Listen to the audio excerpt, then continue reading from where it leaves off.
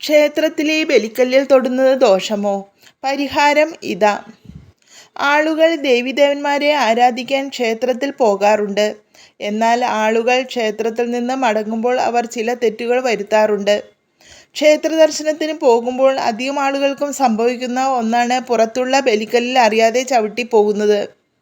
ക്ഷേത്രത്തിലെ ബലിക്കല്ലിൽ കാലുകൊണ്ടോ കൈകൊണ്ടോ സ്പർശിക്കാനും പാടില്ല.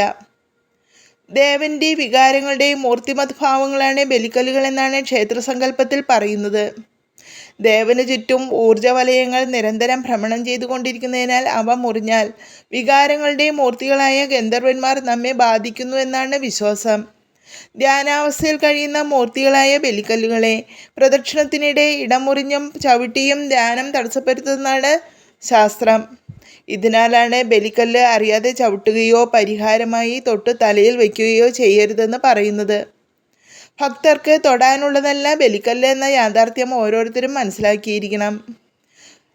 കരചരണകൃതം വാ കായജം കർമ്മജം വാ ശ്രവണം നയനജം വാ മാനസം വാപരാധം വിഹിതമിഹിതം വാ സർവമേതൽ ക്ഷമസ്യ ശിവ ശിവ കരുണാബ്ദോ ശ്രീ മഹാദേവ ശംഭോ. ഈ മന്ത്രം 3 വട്ടം ജപിച്ചാൽ മതിയാകുമെന്നാണ് പുരാണങ്ങളിൽ പറയുന്നത്. ഇതോടെ ബലിക്കല്ലിൽ ചവിട്ടിയ അപരാധം നീങ്ങിക്കിട്ടും. അറിയാതെ പോലും ബലിക്കല്ലിൽ ചവിട്ടിയാൽ ഒരിക്കലും ബലിക്കല്ല് തൊട്ട് തലയിൽ വയ്ക്കരുത്. ഈ മന്ത്രജപത്തിന് ശേഷം മൂർത്തിയെ മനസ്സിൽ സ്മരിച്ച് സർവാപരാധം ക്ഷമിക്കണമെന്ന് പ്രാർത്ഥിക്കുക.